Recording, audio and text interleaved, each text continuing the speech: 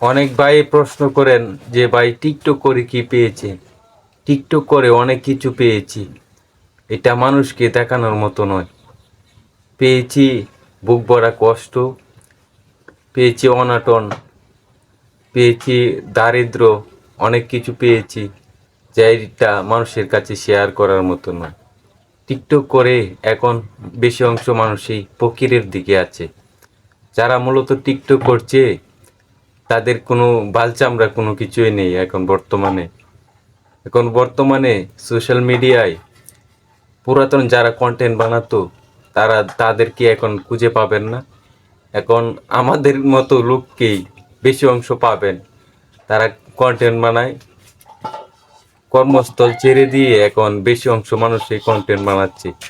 যেরকম দর্শক বিল্লাল ভাইয়ের টাকার কথা শুনে অনেক মানুষই রাত নাই নিশি নাই উঠে পড়ে লেগে ভাইরাল হওয়ার চিন্তায় অনেক মানুষই আছে।